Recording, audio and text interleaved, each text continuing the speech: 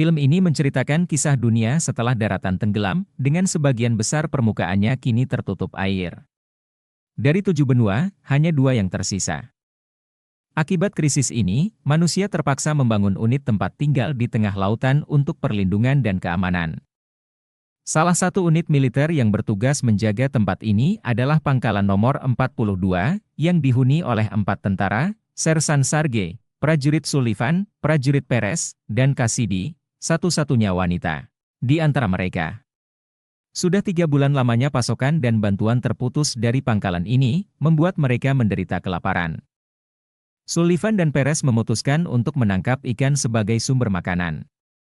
Mereka berhasil mendapatkan banyak ikan, tetapi tiba-tiba badai datang dan menyebabkan permukaan air naik, merusak pangkalan militer.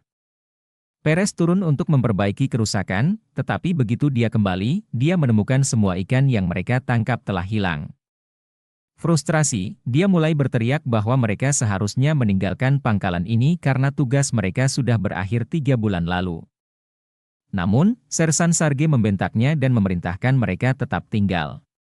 Sementara itu, Sullivan berada di ruang komunikasi, terus mengirim dan menerima pesan dari markas. Setiap hari, mereka hanya menerima balasan yang mengatakan, tidak ada kejadian baru, menunjukkan bahwa situasi tetap sama. Namun, mereka mulai menyadari bahwa pesan yang mereka kirim selalu kembali kepada mereka tanpa perubahan, seolah-olah tidak ada yang benar-benar membaca atau menerima pesan mereka. Suatu hari, mereka melihat sebuah kapal mendekat. Sullivan mengira itu adalah kapal pengganti, tetapi Sersan Sarge justru curiga dan memerintahkan mereka untuk bersiap menghadapi kemungkinan ancaman. Perez bahkan menyiapkan artileri untuk menembak kapal tersebut jika diperlukan.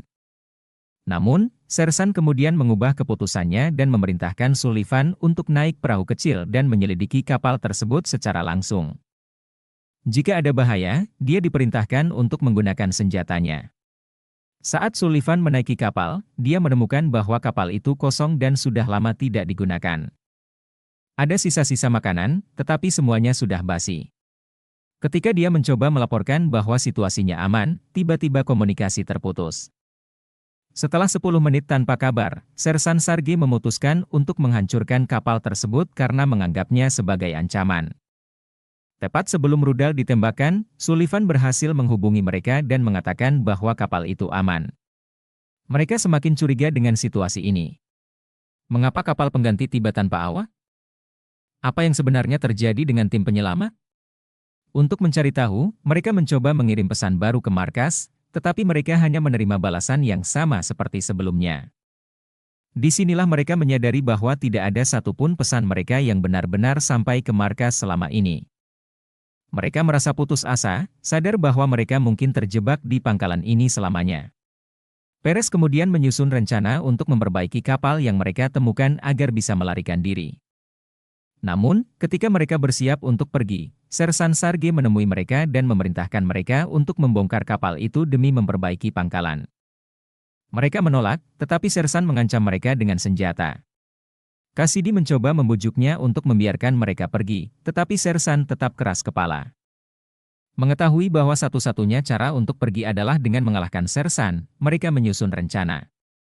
Namun, sebelum mereka bisa bertindak, Sersan mengubah strategi dan memerintahkan Sullivan dan Perez untuk pergi mencari bantuan, sementara dia dan Cassidy akan tetap menjaga pangkalan. Ini membuat Sullivan terkejut karena dia tidak ingin meninggalkan Cassidy, yang diam-diam dia cintai. Namun, Cassidy mengatakan bahwa dia tidak mencintainya dan hanya menghabiskan waktu dengannya, yang sebenarnya hanya kebohongan agar Sullivan mau pergi tanpa dirinya. Saat mereka bersiap untuk berangkat, sebuah kapal baru mendekati pangkalan mereka. Sersan segera memerintahkan mereka untuk menghancurkan kapal itu, tetapi mereka menyadari bahwa itu adalah kapal mereka sendiri. Sersan tiba-tiba membuka jangkar kapal dan membiarkannya menjauh. Perez yang marah berusaha menghentikannya, tetapi Sersan menembaknya di telinga, menyebabkan luka serius. Sullivan, yang khawatir dengan kondisi Perez, akhirnya menembakkan meriam ke arah kapal agar Sersan menghentikan tindakannya. Namun, ini justru menghancurkan satu-satunya harapan mereka untuk pergi. Saat keadaan semakin kacau, Cassidy tiba-tiba menyerang Sersan dan membuatnya pingsan. Mereka mengurungnya di gudang sebagai tahanan. Namun, ketika Sullivan mencoba memberi Sersan makanan, dia mulai berbicara tentang pengkhianat di antara mereka. Dia menunjukkan peta dan menjelaskan bahwa kapal pengganti yang mereka temukan seharusnya membawa 4 tentara. Namun, mereka dibunuh sebelum bisa sampai ke pangkalan. Sullivan tidak langsung mempercayainya. Namun, saat dia menyelidiki lebih lanjut, dia menemukan bahwa Sersan telah dibunuh, bukan bunuh diri seperti yang mereka duga.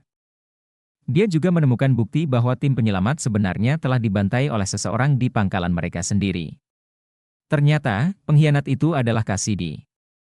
Cassidy telah membunuh tim penyelamat untuk mempertahankan pangkalan dan mendapatkan senjata besar yang tersimpan di dalamnya. Dia berencana menggunakan senjata ini untuk melindungi kelompoknya sendiri dan menjadi penguasa sumber daya yang tersisa. Sullivan, yang sekarang mengetahui kebenaran, diam-diam merencanakan untuk menghancurkan senjata tersebut agar tidak jatuh ke tangan Cassidy. Keesokan paginya, Sullivan berusaha mengaktifkan rudal untuk meledakkan senjata itu, tetapi Cassidy menyadari rencananya dan mencoba menghentikannya.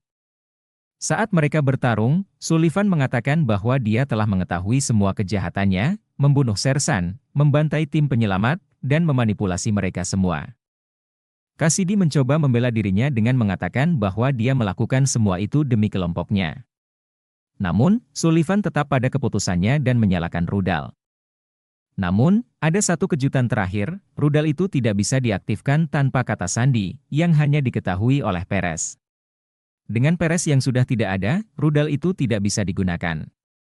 Dalam adegan terakhir, Cassidy dan Sullivan tetap berada di pangkalan, dengan Cassidy mencoba membenarkan tindakannya demi kebaikan yang lebih besar.